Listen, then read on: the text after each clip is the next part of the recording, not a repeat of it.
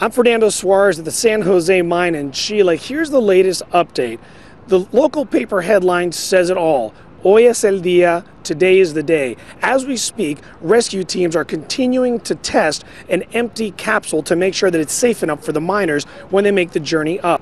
Once that capsule is deemed safe, they will put one of the rescue team members in and continue to do tests. Later in the day, we expect the first two members of the rescue team to make their way all the way down to the miners to start prepping them for the journey. One of them will actually be a paramedic who's bringing medication to make sure that the miners are healthy enough to make the journey up. Now today, the mine minister said at a press conference that he hopes to have one of the miners out before the end of the day. Now, the size of the capsule is actually about the size of this bicycle tire. As you can tell, it's quite snug. There's not a lot of room to move around in. The miners are going to have to make sort of a 15 to 20 minute long journey to the surface in about that amount of space. Overall, it'll take about 1 hour per miner to complete the trip. Once they're at the surface, they'll be greeted by doctors who will evaluate them to see what their medical condition is like.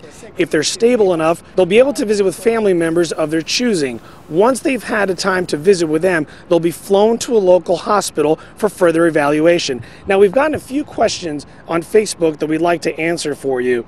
Nikki Diamond Princess DeRozan asks, will it be hard for them to adjust to the sunlight when they come out? Actually, it probably will be. Now, every case is different, but they will be given protective sunglasses to make sure that their eyes can adjust to the light, whether it's at nighttime or at daylight. As a matter of fact, at the hospital, they've built a room to make it about as dark enough as a movie theater to mimic the darkness of the mine. So certainly they're taking into consideration how sensitive their eyes might be when they're down there. We got one more question from Betsy Merritt Drew. Betsy asks, what do they plan on doing if one of the miners shows signs of distress on the way up the shaft? As a matter of fact, Betsy, the small capsule that's going to be taking them up is traveling at about 3 feet per second.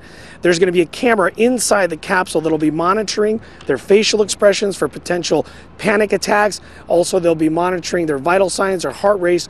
If they start to see that one of the miners is not feeling well or starting to suffer a panic attack or just wants to get out of there, they can actually increase the speed of the capsule to about 9 feet per second and hopefully to get them out quicker. Well, there's certainly a lot of tension here at Camp Esperanza as family members continue to wait for the rescue to take place. The rescue process has certainly taken a toll on many of them. We caught up with Maria Segovia Rojo, one of the family members who's been here for 2 months. In the first 17 days, she slept in a chair. She now has a camp here on site at Camp Esperanza. And the first time we met her when the drill broke through, she was ecstatic. She was waving a Chilean flag, chanting, singing, very joyous. When we caught up with her today, tired. She was laying down in a tent and basically told us that she is tired. Even though she does have faith that the process is going to go well, she still wants this to be over soon, as do many of the other family members. Well, this is clearly one of the most difficult stories I've ever covered logistically. I mean, if you look around, this is absolute barren desert. There's rock everywhere. We are in the middle of nowhere. Throw into that about 1,000 different media organizations with satellite trucks, campers. We're all competing for the one same thing, which is access to family members at this point. Many of those family members are actually being held in a special location where media can't even access them. And once those miners start coming out, it'll start all over again. We'll all be competing to talk to that one miner, and that's certainly going to be a challenge as we go forward. I'm Fernando Suarez for CBSnews.com at the San Jose mine in Chile.